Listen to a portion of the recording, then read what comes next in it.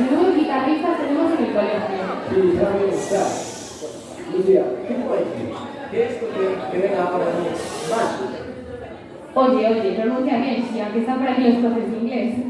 Se dice mashup y viene de mano de los alumnos de cuarto de la ESO A. ¿Cuánto estamos aprendiendo, Un fuerte aplauso para ellos.